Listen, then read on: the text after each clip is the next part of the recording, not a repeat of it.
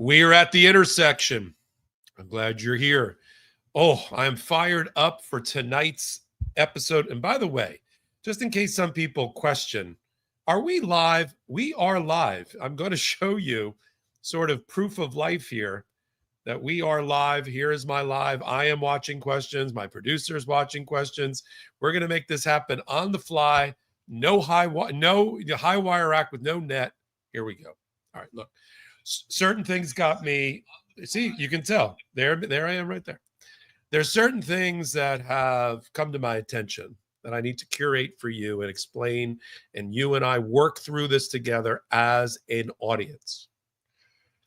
So when you have the most corrupt presidency, you're going to have the most corrupt Department of Justice. And what we're watching in the crucible of the Epstein scandal is it all sort of come to a head. And you have a president. I hate using the term president for Trump, but let's just go with it for now. You have a president whose mental faculties and the decline of those mental faculties are on full display. He can't keep, first of all, it's very hard to keep track of a lie. The truth, from a physiological standpoint, is burned into the receptors of your brain. A lie is sort of a free-floating radical, and he can't remember his own lies. So we have brand new, it's hard to believe, every minute, every hour, we have brand new information about the Epstein scandal and Donald Trump's links to it, but we do, including him not being able to get his story straight about when he may have learned that Jeffrey Epstein was a pedophile and raping girls and participating in a child sex trafficking ring. That seems to be something. See, that would be like front page, shocking, stop the presses news. But with Donald Trump, it's like, I call this administration, the JFK, Jackie Kennedy administration was lovingly referred to as Camelot. I call this administration Scamalot or Scandal-a-lot because there's just so many. My entire The Intersection is based on it. So we're going to cover Epstein, Maxwell's immunity deal that she obtained from Donald Trump, one of her better and best friends, what that means, the fact that he's even considering a pardon for a convicted child sex trafficker. That would be political suicide for any other president. We'll talk about it here. Her playing hardball with Congress about what she's willing to do and what they need to give her in order for her to testify to Congress.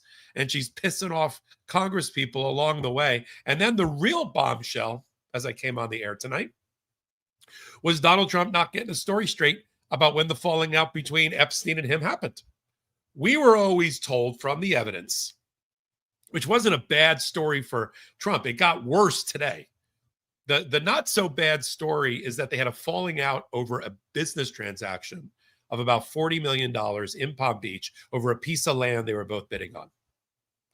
That morphed into Donald Trump figured out he was a creep and fired him from Mar-a-Lago. That is not true. None of that is true.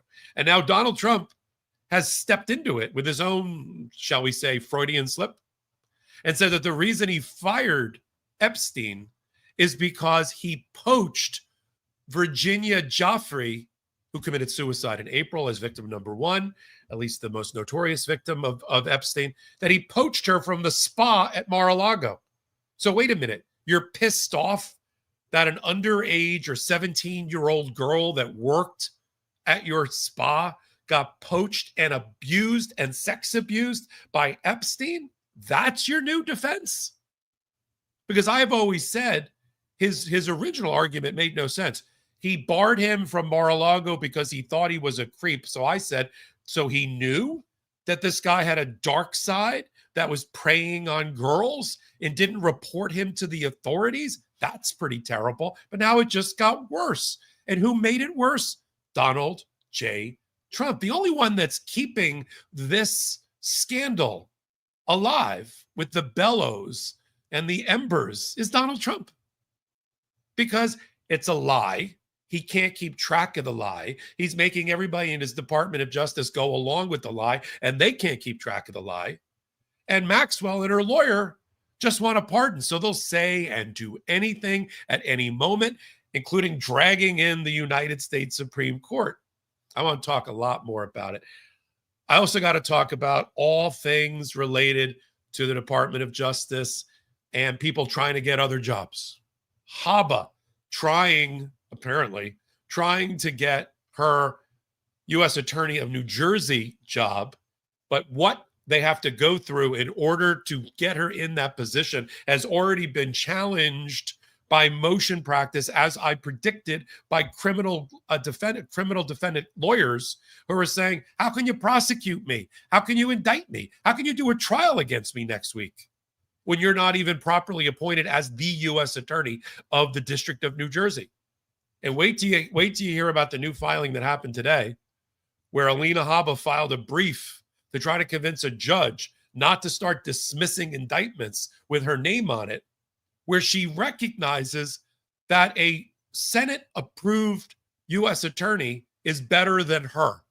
She also includes a document where in the same document, she both quits the job and says she's looking forward to continuing in the job as they fire her number two, who got the top job from the 17 judges who appointed her from the federal bench in New Jersey. They had to fire her like twice in order to give Alina Haba the job, as all of the criminal defense lawyers are circling around her, trying to tank her.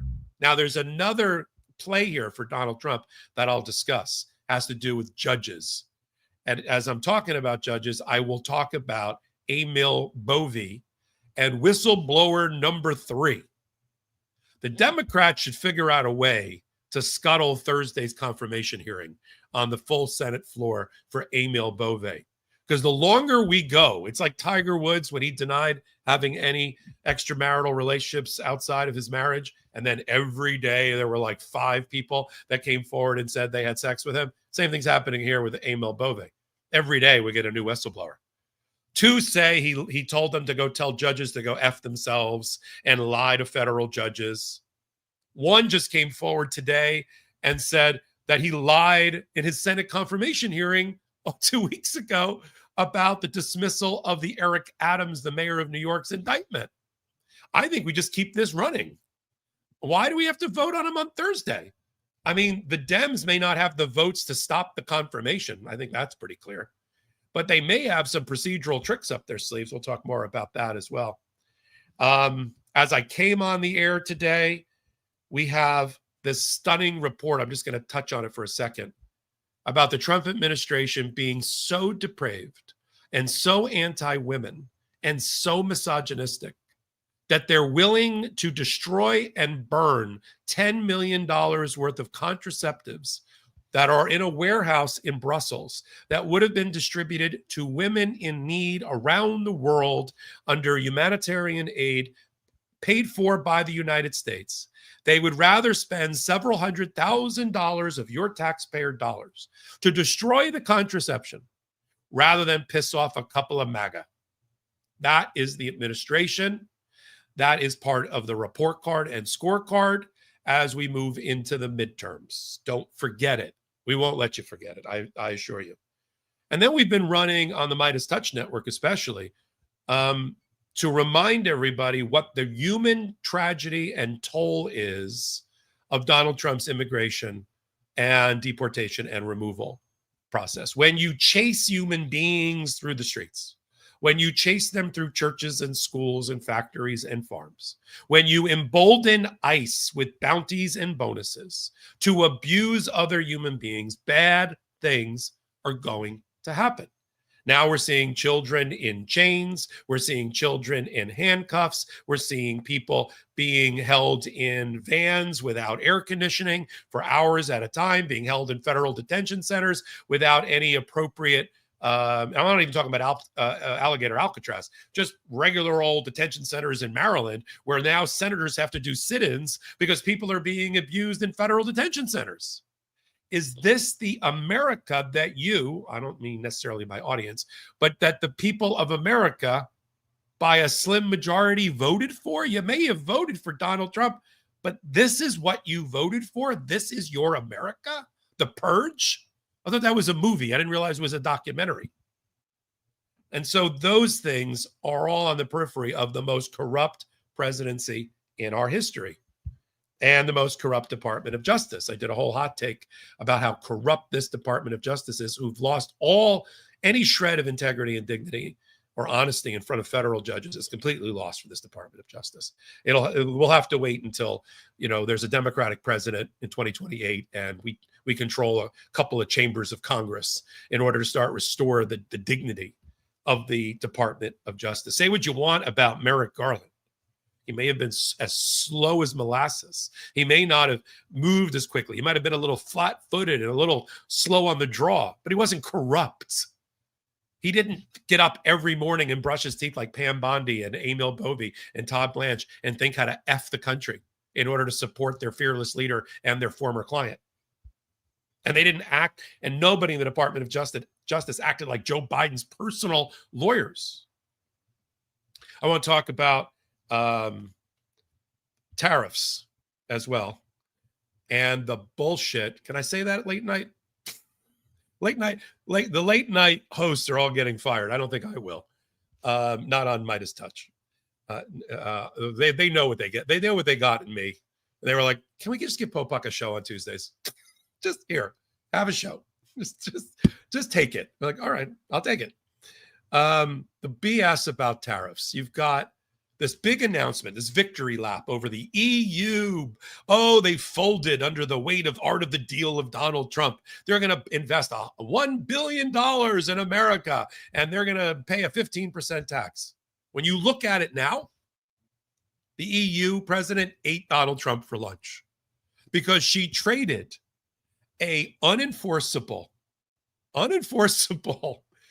memorandum of understanding aspirational document to maybe get around, if they can, invest some money in energy products and in America. Maybe if they can convince private investors to do it and private importers and exporters. If we can, she traded this imaginary, magical thinking, unenforceable promise, which they're racing to put in paper but still make it unenforceable, for the real cut in threatened tariffs down to 15%. Who got the better of who? And you've got I know who got the better of who, because whenever they trot out the Commerce Secretary, Howard Lutnick, and I used to work for a company that his family owned, whenever they trot him out, I know he's not telling the truth. I know when his lips move, he's not telling the truth. And so when he starts saying, "Oh, the past 2 weeks," then they asked him on CNBC today, "Are you done with the imaginary, unenforceable MOU aspirational deal with the EU?" No, we're not even done.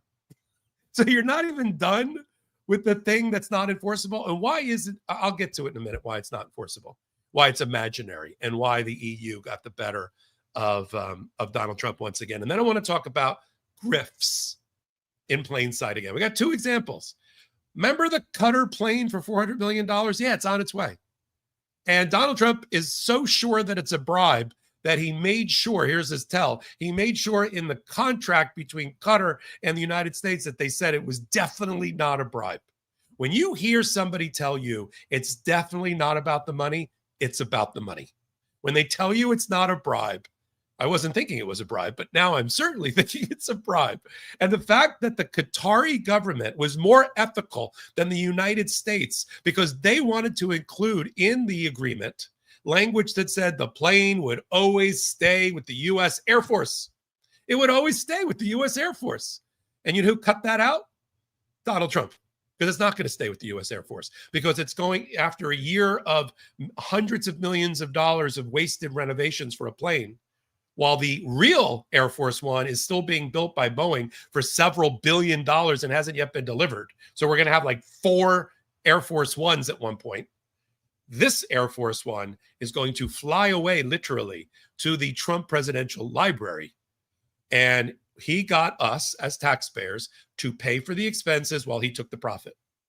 This is his business model. It's a great business model. Everything in the Trump organization, Trump White House, which is combined, features us paying the freight, the expenses, while he reaps the profits.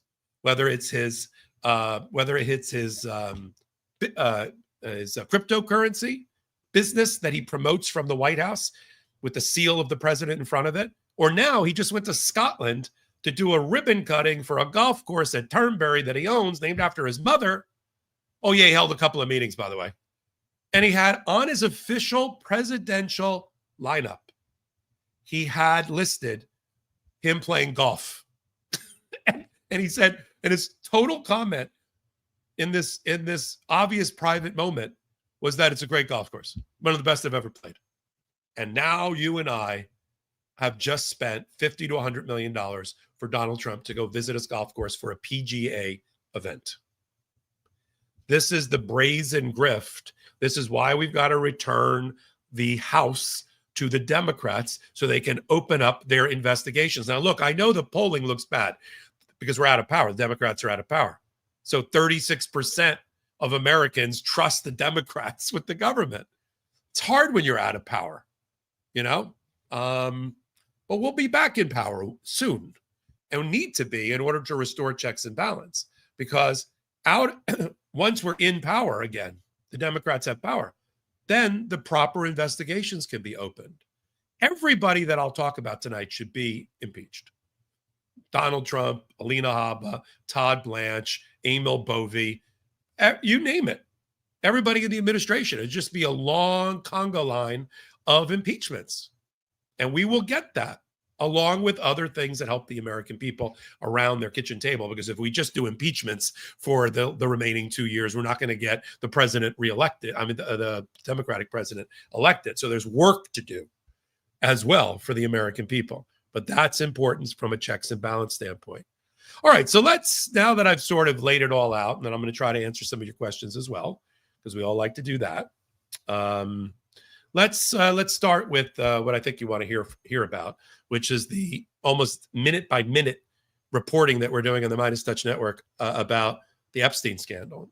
And just so you know, in our audience are also the victims of Epstein, and they get lost here in the story. There are over 1,000 victims of Ghislaine, or now I heard her lawyer pronounce her name at a press conference, Ghislaine Maxwell. She's not a victim. I know they've been floating those talking points all weekend. She may be a victim. She's not a victim. She's the only surviving member of that conspiracy that led to child sex trafficking. That doesn't make her a victim.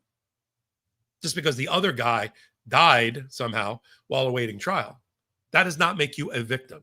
Oh, she never got to tell her story. That's the new one. Yes, she did. Yes, she did. When Epstein was indicted by the Trump administration, not the Biden administration, she was brought in as a witness. She had plenty of opportunities to tell her story and to, flip against him. No, she ran. They had to capture her. I don't know if people remember this. She was on the run. She was on the lam, and they had to capture her because she didn't want to get caught. And then by the time they caught her and they prosecuted her under the Biden administration, they didn't need her cooperation anymore.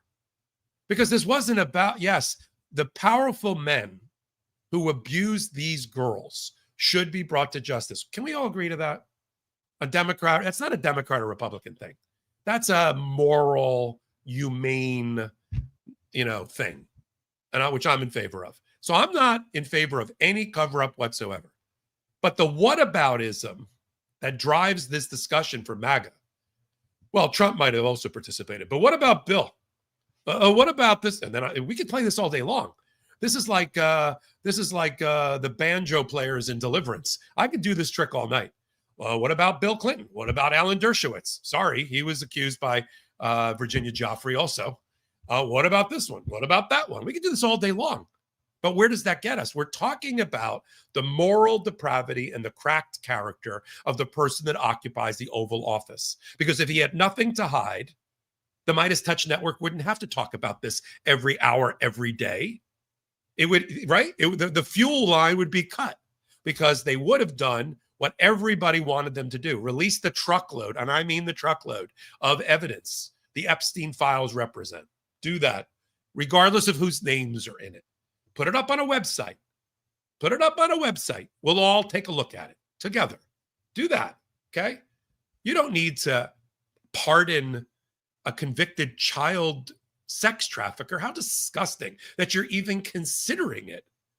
It's not like, and I've said this in a prior hot take, it's not like she was a serial killer and we don't know where the bodies are buried. And we want to give some comfort to the families. And she'll tell us if we give her immunity or a pardon or something.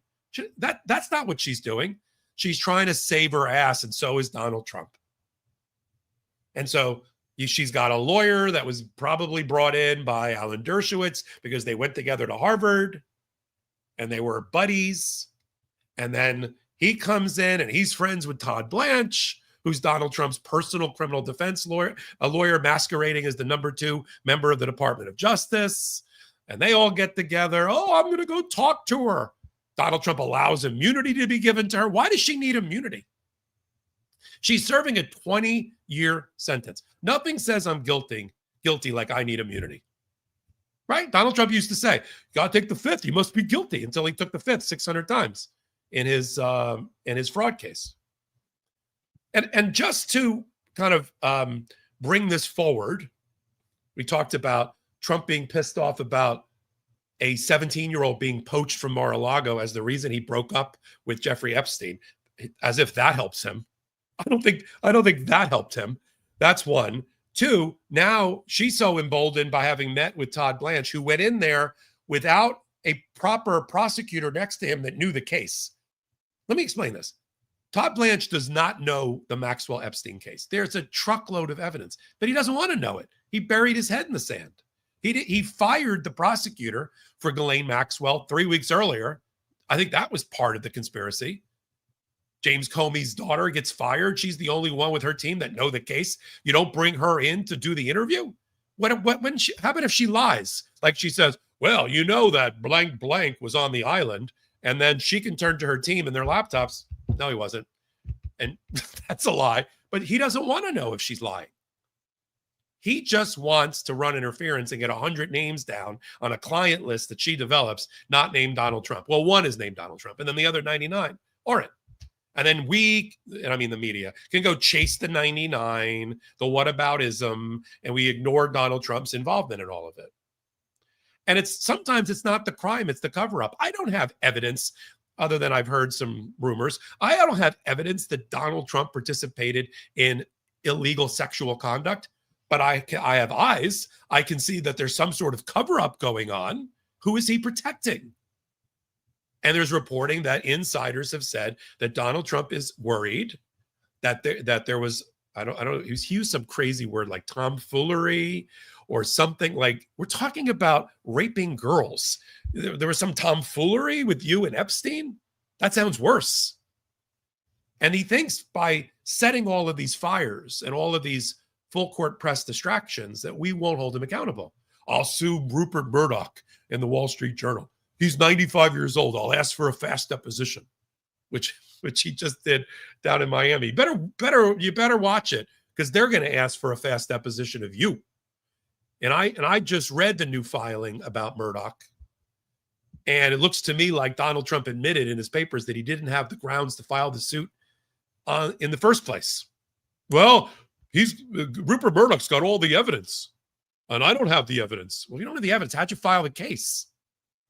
I'll pick that up as that Murdoch responds to that new motion on the 4th of August. I'll do that for the next intersection. So finishing up Epstein, she's now so emboldened by her having been made queen for the day, that's what it's called, for the immunity, that she's only willing to testify to Congress if she gets full immunity from them and maybe a pardon. See, this is all about David Oscar Marcus, her lawyer. Lobbying. Have I said lobbying enough? Lobbying for a pardon. That's all this is about. Every time, if he sees a bank of microphones, even if it's not about his case, he runs up to it. And all he says is, she should get a pardon. She's a victim. But you know where he doesn't say that? In the filing he made to the United States Supreme Court 2 days ago. In fact, there is one set of facts that are immutable, that nobody can disagree with. Ghislaine Maxwell, is not arguing that her conviction should be overturned because she didn't do it. She's not arguing that her conviction should be overturned because the judge in the case, Judge Nathan, let in some improper evidence, or didn't let in some evidence that should have been let in, or there was jury tampering, or there was prosecutorial discretion, or the prosecutor didn't have the goods at the very beginning and there's something wrong with the indictment. She's not arguing any of that. For her, and to read her appellate brief, she had a fair trial. Not a perfect trial. Nobody gets a perfect trial. But she had a fair trial in front of a jury of her peers who 9-0 on a standard of beyond a reasonable doubt for the prosecutor convicted her for 20 years. No, what she's saying is it's like a technicality, a loophole, which already disgusts me and makes me want to vomit into my mouth. She says in her filing that there was an agreement 20 years ago, 15 years ago, that she was not a participant to, that she was not named in, that she did not sign, between Jeffrey Epstein and Alex Acosta's office, who was the U.S. attorney in the Southern District of Florida, in which they, think about this, 20 years ago, it's a lot of victims ago, they let Epstein off the hook on a federal prosecution in Florida to let him plead to one count of soliciting prostitution from a minor, a state claim. And in it, his lawyers negotiated that he would not be prosecuted by the Southern District of Florida if he pled guilty to that. And they also mentioned co-conspirators in some language. Her theory is that Jeffrey Epstein's lawyers were so stupid that they negotiated a narrow non-prosecution agreement for their client, which was limited to Florida or Southern District of Florida. But for everybody else, including people not even named in it, they negotiated a national non-prosecution agreement that she can take the benefit of. That is one of the, David Oscar Marcus is smart. That's one of the stupidest constructions of language I've ever heard. And I think the United States Supreme Court's going to be like, what? We're going to let out of jail a convicted child sex trafficker because her paramour, co-conspirator, boss, lover, boyfriend signed an agreement about the Southern District of Florida, and she gets the benefit of it to prevent a prosecution in New York? I mean, it doesn't even pass the straight face test as I'm telling the story. But I want it clear. When you see David Oscar Marcus or anybody else like Donald Trump one day saying that she's a victim or that she's innocent, she doesn't even believe she's a victim or that she's innocent. She wants out on a technicality. She wants out because Donald Trump's his ass is in a ringer. I know I just mixed metaphors there. He's up to his ass in alligators. That's better, and needs to save it. And so he's gonna, so this is it, man. They're gonna working together. And Congress, look, they're about to go on recess at the rate that the Senate is trying to shove through cabinet positions, ambassadorships, judges, and other federal officers for Donald Trump. They're going to do recess appointments. They're going to get the House not to do their little mini bullshit session to avoid recess. They're going to shove through over the summer lots of Trump appointments. That's coming, and we'll watch it and see what the Democrats can do to kind of throw a monkey wrench into that. All right, let's draw a line for now under Epstein. For now, every day, this is like a piñata. Every day, something else pops out. Let's move to Habba and Amil Boie. I'm going to do Amil Boie and Habba. Then I'm going to talk about the grift of the plane and the golf course visit. I'm going to talk about tariffs and do some final wrap.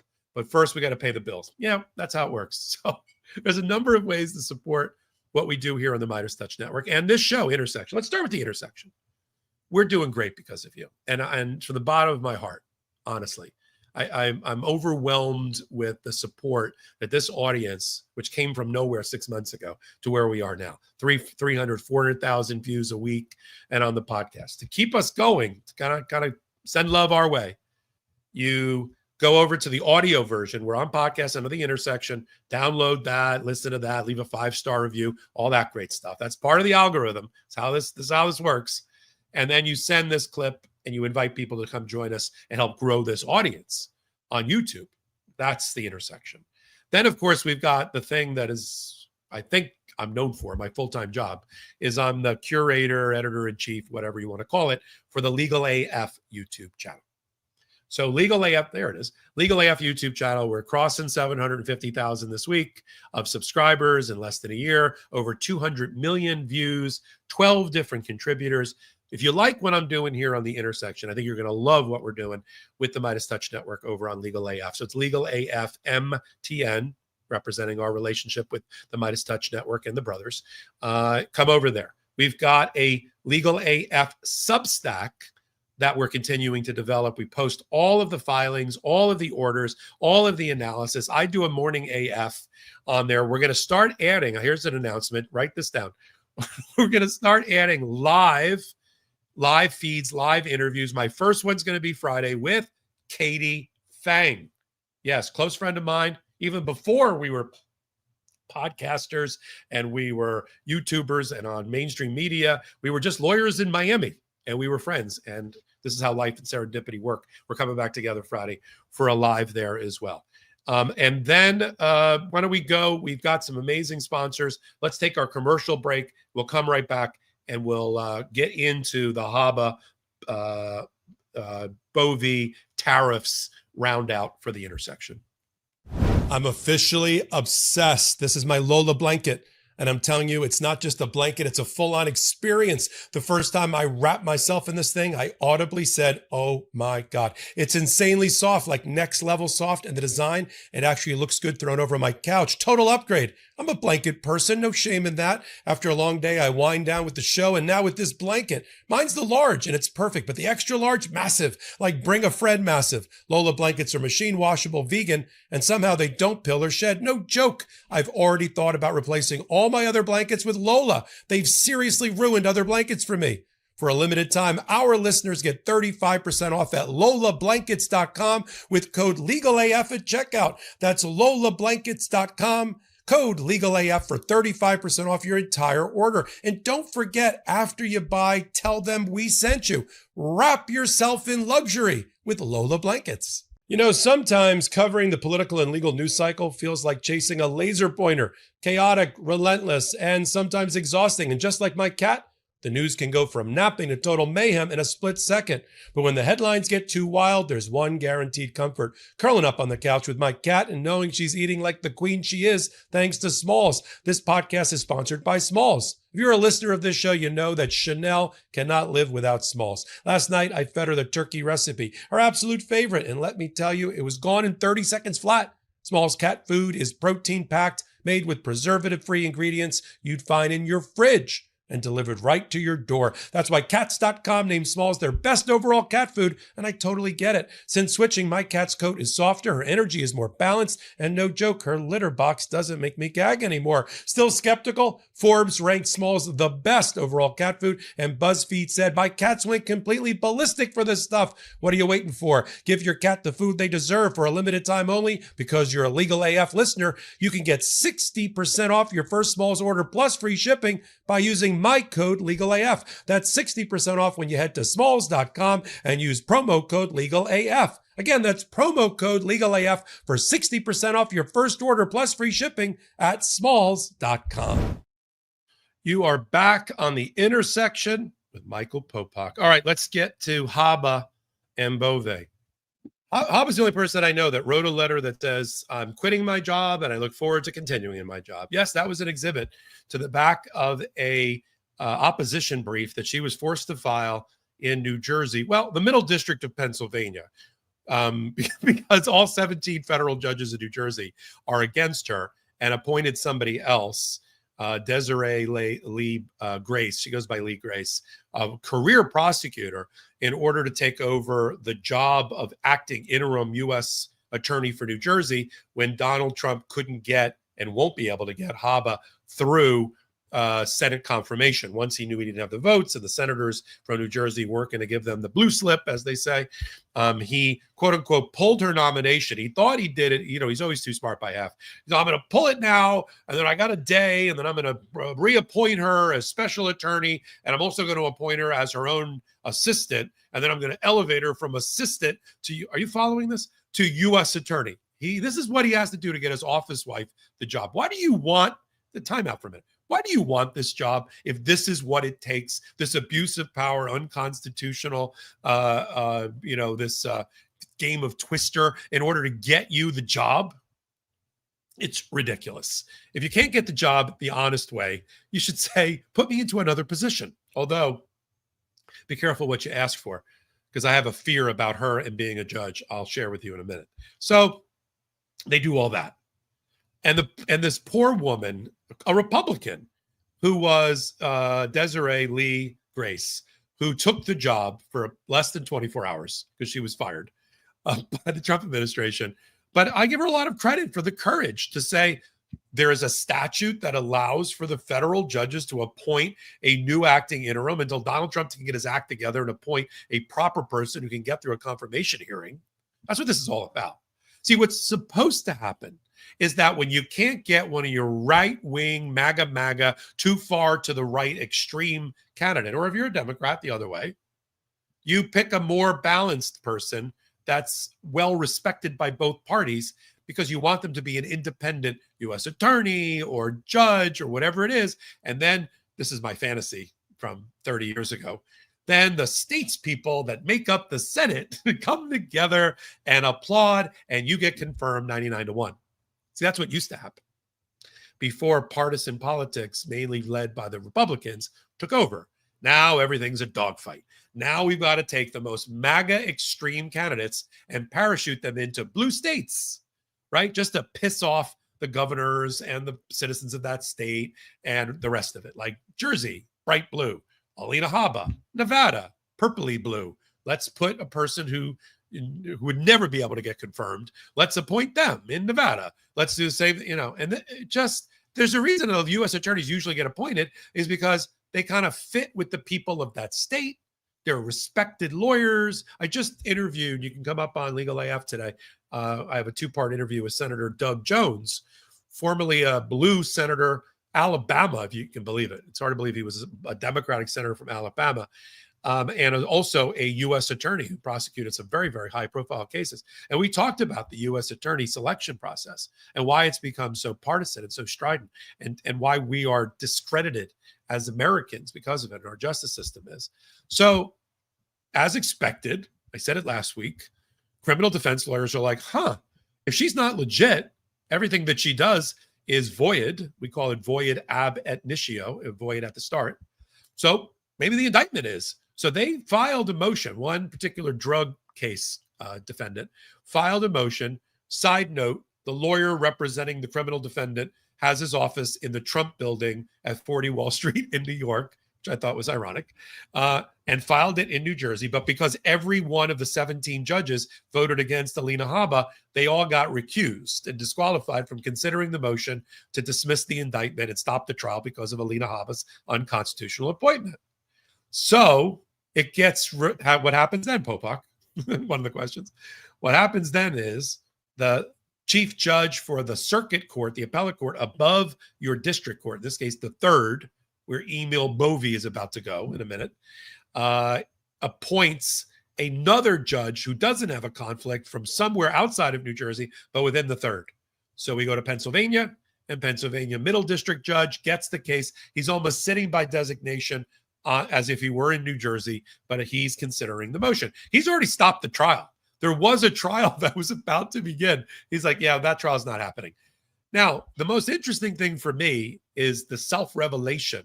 She's very much like Trump in that she says stupid shit out loud, and she doesn't realize that it is completely nonsensical and undermines her own position, and puts that in writing sometimes. So in her brief that she filed, she made a big deal out of, well, this shouldn't be a big deal because even if I'm invalid, he was indicted by a properly confirmed by the Senate U.S. attorney. So you recognize on page 2 of your motion that there is something better about a properly confirmed U.S. attorney than you. Then in the back, they attach exhibits. And all of this, by the way, is posted on Legal AF Substack. I posted it this afternoon when I did my hot take on it, and you can read it for yourself. And so there's an exhibit. There's 2 exhibits in the back. One made me cringe, one made me laugh. The one that made me laugh was the puppet theater, the orchestrated thing that they had to do to have her. They pulled her. It was a whole chronology. They pulled her nomination to the Senate, and then she quit, And then she was reappointed, and then she was reappointed as a special attorney, but with the powers of a New Jersey U.S. attorney. I'm like, what the? But she actually wrote, because let's be frank, if you put Alina Haba's brain in a bird, it would fly backwards. I'm being kind. So she actually wrote and signed, I resign my position as acting interim U.S. attorney, period. I look forward to continuing in my position as U.S. I'm like, how about put it in two different letters? But this is what we're dealing with. Then they put the double firing emails to poor Lee Grace, the prosecutor, who posted on her LinkedIn that she was appointed by the judges and she considers herself, it's almost like in exile, she considers herself the king of that court. And they said, we've seen your social media and you are fired. And she was fired twice. Once by the Department of Justice, the general counsel wrote her. And then the same day, they actually had a person who works for the president in the White House write her a letter to tell her again she's fired. Yeah. So it's like double fired.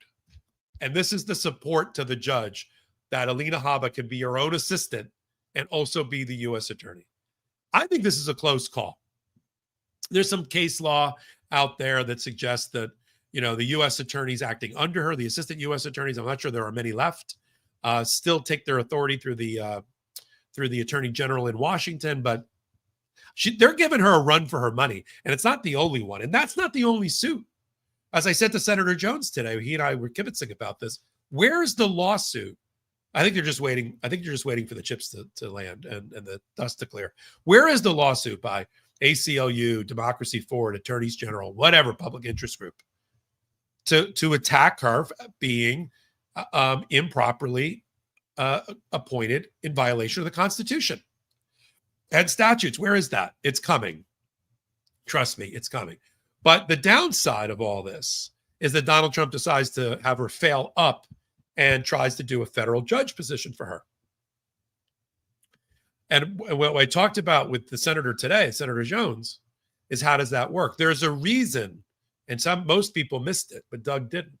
There's a reason that Amil Boie, as I transition to that story, was nominated not for a trial court level, district court level position, but for an appellate court level position. Even though he's not qualified for either, he's certainly not qualified for an appeals court. He's never been a trial court judge. So we were all like, that's interesting. Why did they do that? Doug explained it. It's because there's something called blue slip protocol, which in order for you to generally advance, a candidate whose president is nominated has to get 2 thumbs up from both senators of the state. They each hold a blue slip in their back pocket. They have to return the blue slips. There have to be 2 of them, and then the person can advance. Habba can't get past Senators Booker and Kemp because they're not given their blue slips.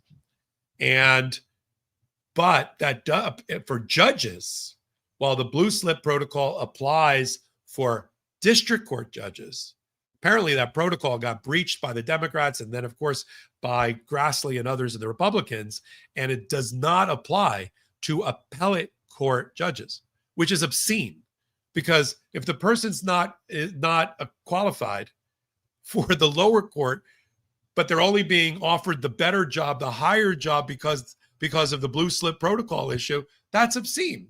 But that's the reason that Amil Boie has been nominated for that particular position. So let's pick up with that. And let's hope that Habba doesn't get nominated for an appellate court, because at the rate Bovie's getting confirmed, he's the blueprint. He's the test case. If they can get him through, wait, you're going to see a whole conga line of unqualified people that we're going to be pissed off about, that they're going to try to shove into federal judges. Because Trump is going to get 200 federal judges before this whole thing is over. He just is. Every president does, and he will. So Bove, you'll remember, is that interesting looking fellow that was and looks like he still is and acts like Donald Trump's criminal defense lawyer, who was Todd Blanch's law partner. They left their firms together to represent one client named Donald Trump. They were both responsible for the 34-count felony conviction of Donald Trump in New York and all of the games playing that went on to avoid the indictments in other places like Mar-a-Lago, or avoid the prosecutions continuing at Mar-a-Lago and with Judge Chutkan in D.C. Also on the team that was responsible for the immunity decision from the United States Supreme Court. So he comes in as the number 3 member of the Department of Justice, sort of I'd say he was the bad cop, but I think Blanch is the bad cop and he's the homicidal cop. There's no good cop. Bondi and these are the 3. And he's the one that was the henchman. He's out there, like threatening the mayor of New York with a criminal indictment, holding it over his head unless he plays ball on sanctuary cities, and telling, this is whistleblowers now, we got 3 of them, telling immigration division judges for the Department of Justice that they are to lie to federal judges and they are to tell them to go F themselves, his words. And other things that make him wholly obscenely unethical and unqualified for this position. The Federalist Society's come out against him. That's saying something.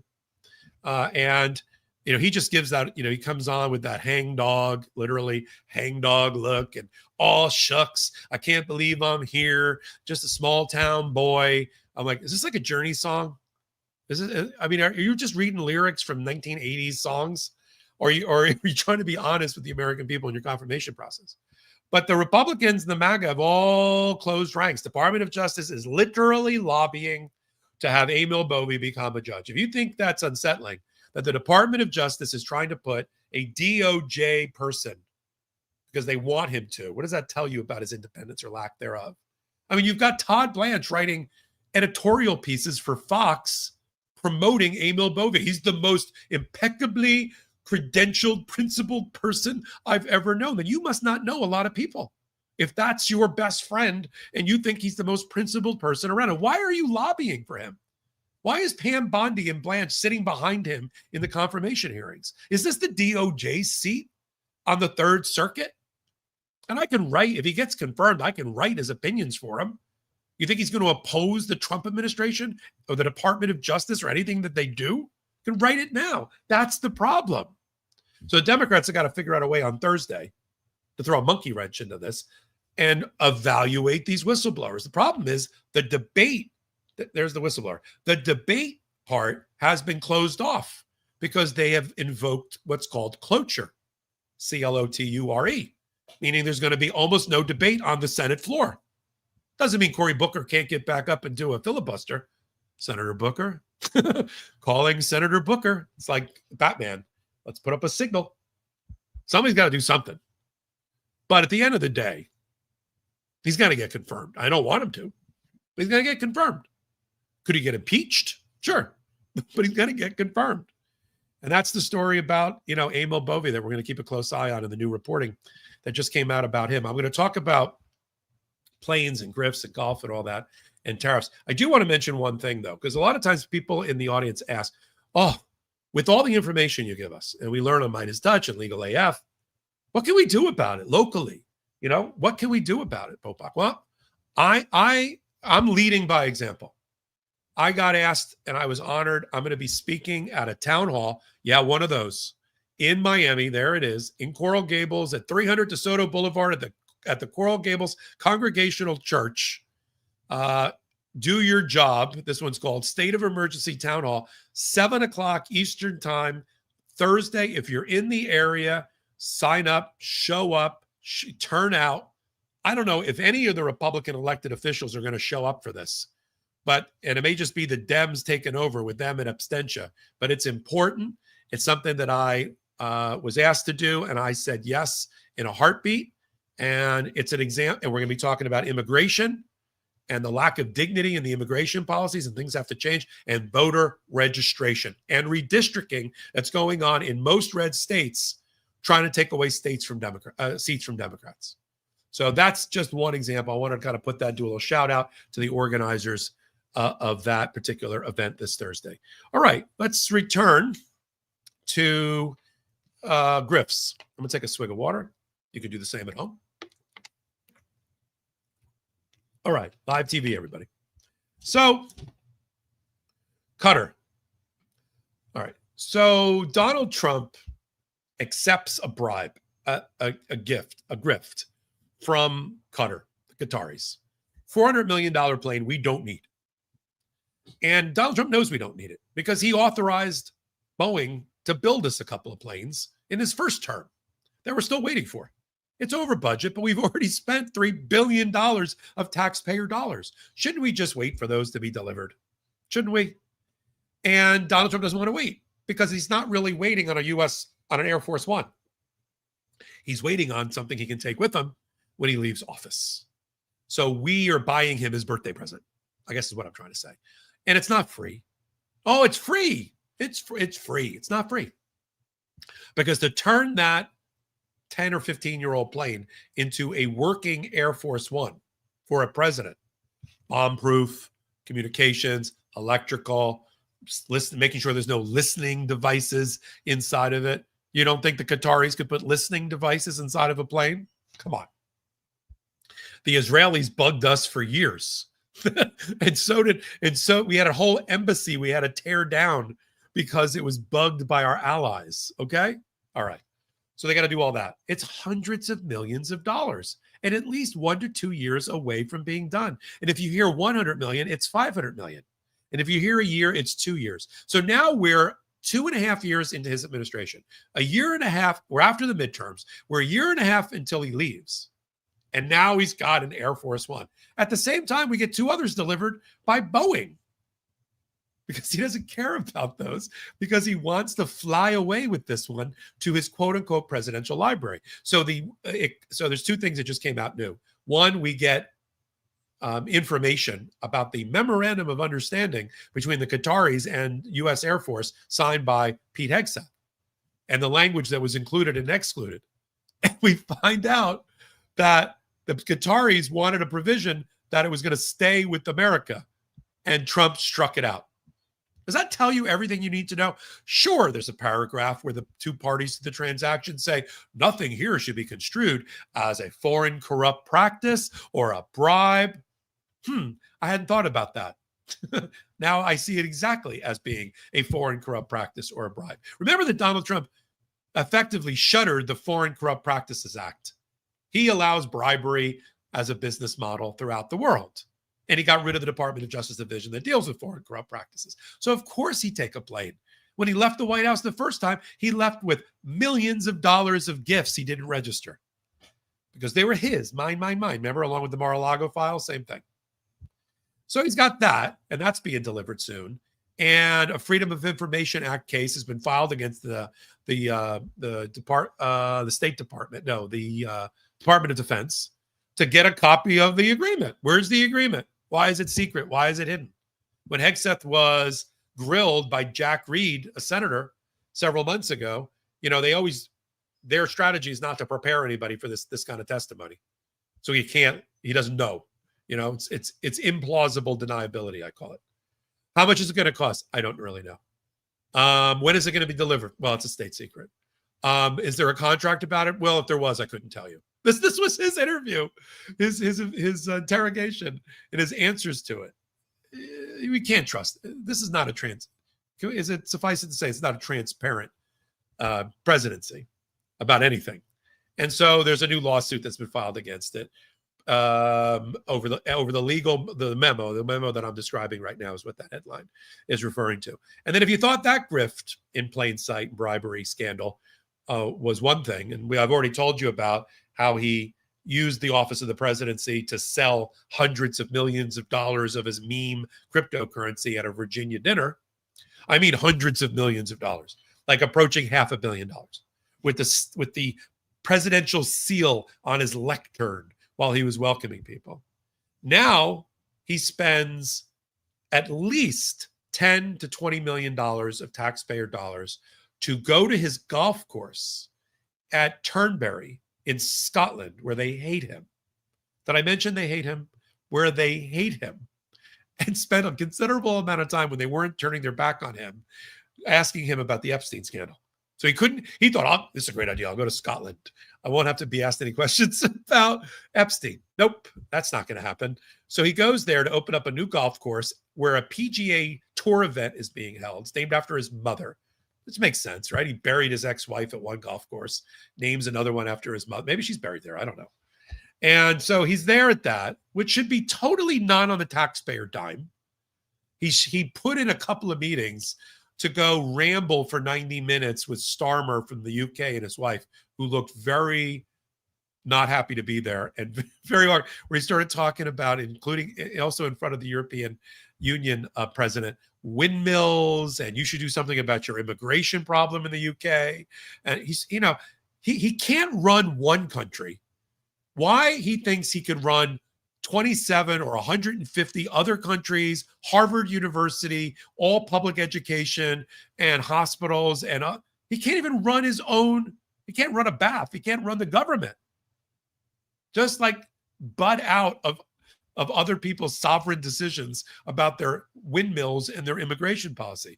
But I digress. So he shoved that in. But on the official White House schedule, literally was Donald Trump playing golf at his own golf course for the Trump organization. And the only comment he really made from the golf course was, best course I've ever played. Best course I've ever played. Now, we already had reporting on the Midas Touch Network that he literally got, listen to this. You want to hear what his score was? 18.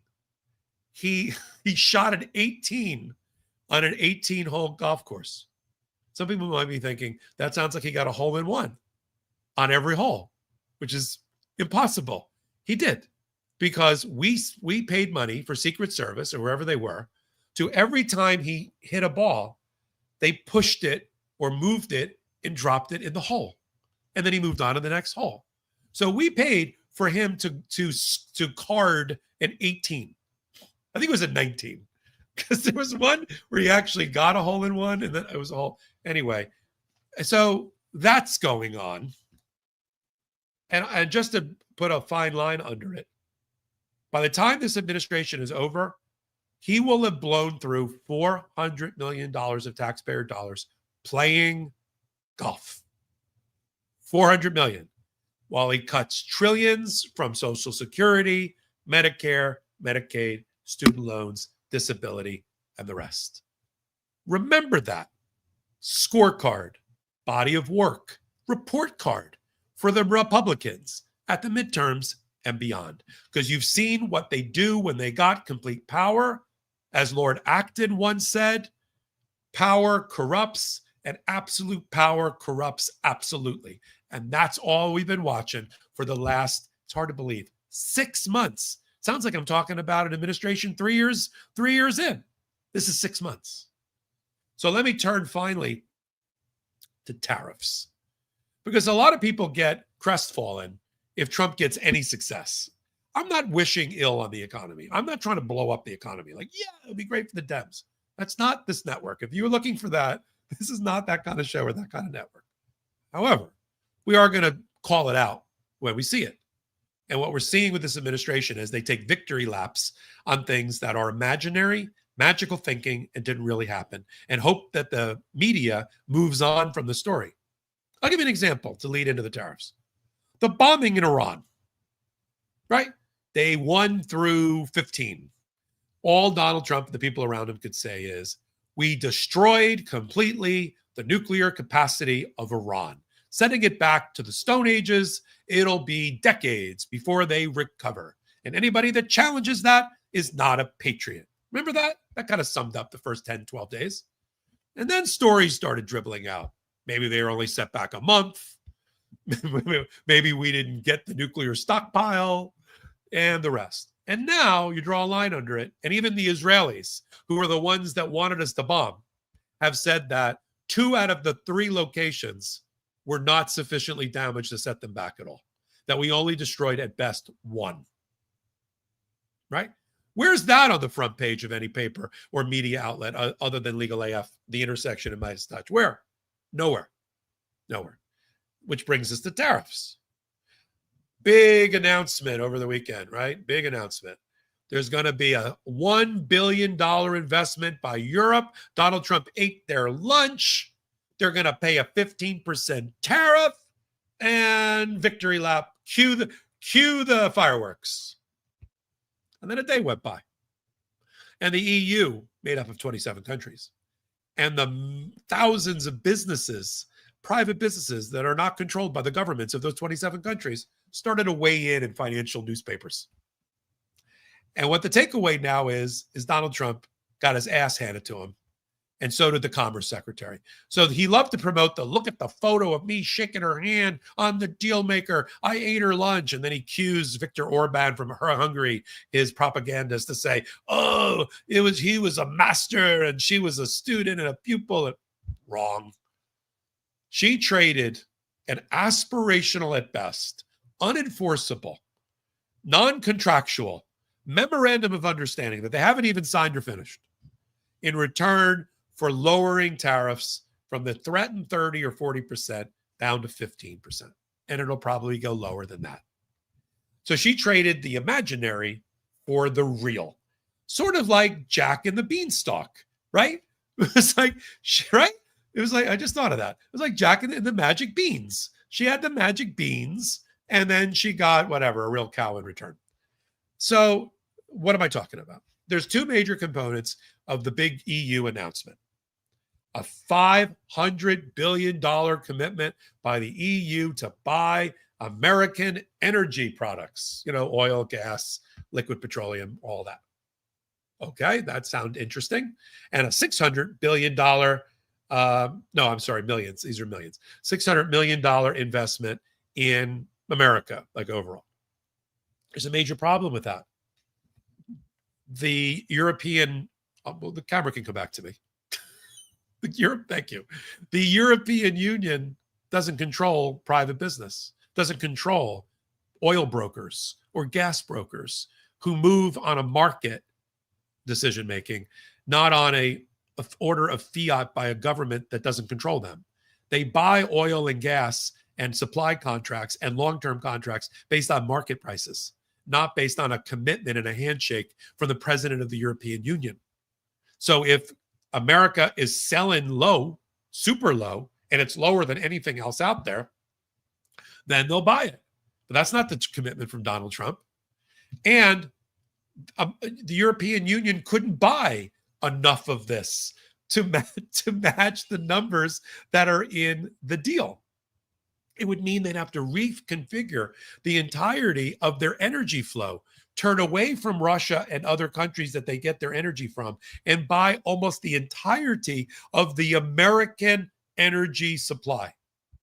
It is never going to happen. Certainly not going to happen in 3 years' time. I mean, right now they're buying, it is billions. They're buying $80 billion worth of energy from America. That's got to go to $250 billion a year, every year. Not happening. The total amount of energy they buy as a European Union is only 450 billion. So they're not going to buy more than half from America in 3 years' time. And there's no way that the European Union can make private companies do it. So take that off the board. And the other investment is these countries don't generally have sovereign wealth funds. They can't make their own investment. So they need to encourage Europeans to invest in America. How are they going to do that? Give them a tax break? Maybe, but America's not going to give them the tax break. So only if the market conditions are such that it makes sense for Europeans to invest in America. And to be honest, who really wants to invest in America right now with Donald Trump as president? Canadians are abandoning America. Mexicans are abandoning America. Brazilians are abandoning America. I don't see a lot of Chinese tourists running around in the summer months here in major tourist cities, shopping or doing anything else. That is the dark underbelly of Donald Trump's economic policy, is that this America first is making the rest of the world make it America last. And they are turning away permanently from America, and they're turning towards China and Russia. Permanently. China is building factories, dams, hydroelectric, battery factories, hand over fist in the European Union.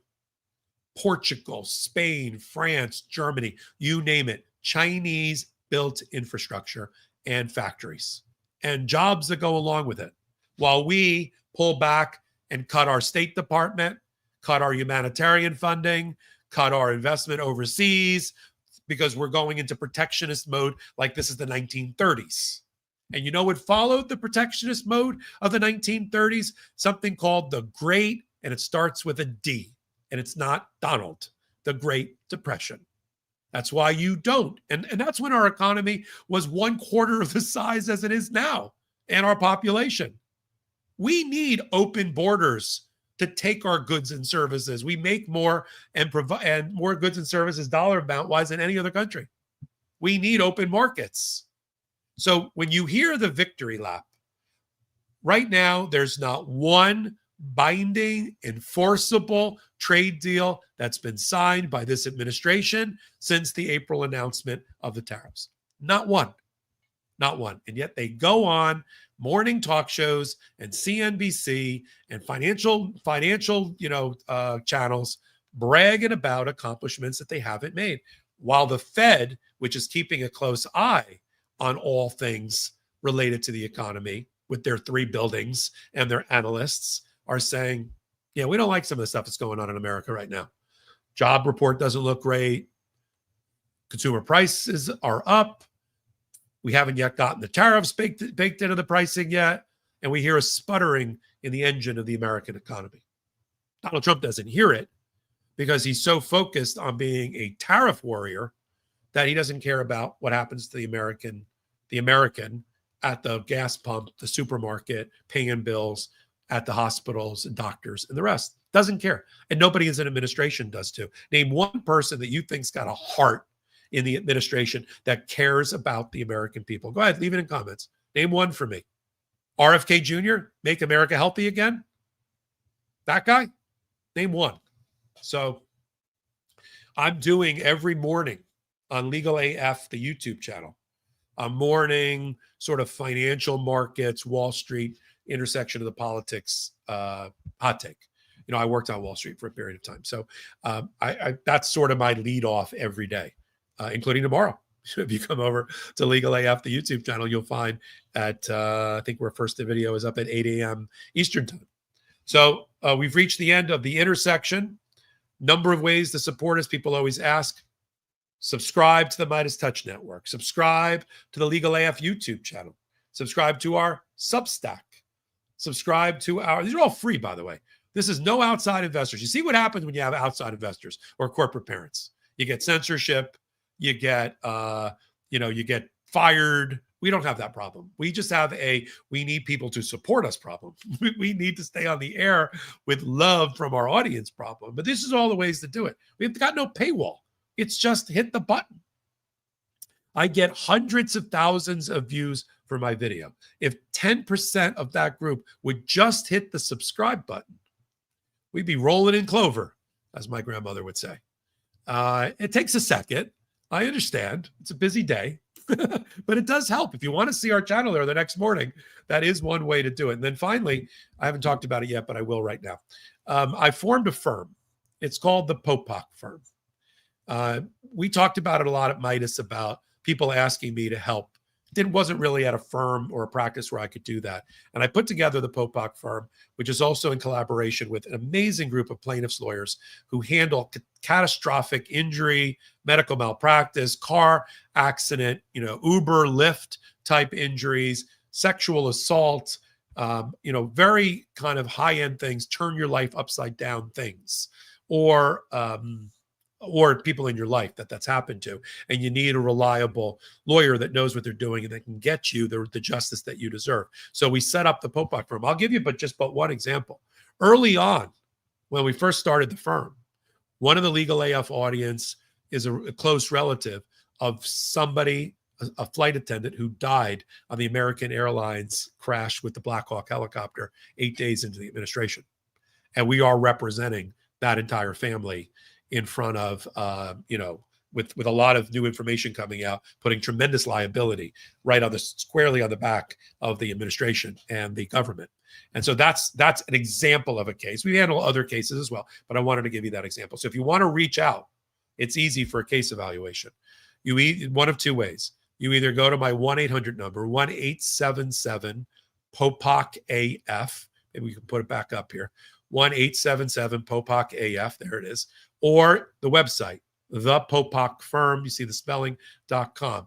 Either way, no artificial intelligence. It all leads to a live person. If you want to read more about the firm and the types of cases we handle, then the website would be for you. If you just want to talk to somebody, have your case start to be evaluated, all for free. If we take the case, we don't get paid unless you do. It's one of those kind of contingency fee cases. So I wanted to bring that up to you because it really is on the back of all the work that I do here on Legal AF. I'm glad you're with me though on the intersection. It's a show that's near and dear to my heart. I've been interested in having my own show. I'm going to be bringing some guests on. Katie Fang is definitely going to join me if you enjoy her work in the next a week or two. But right here on the Midas Touch Network. So until my next anything related to Legal AF. Shout out to the Midas Mighty and the Legal AFers. Can't get your fill of Legal AF? Me neither. That's why we formed the Legal AF Substack.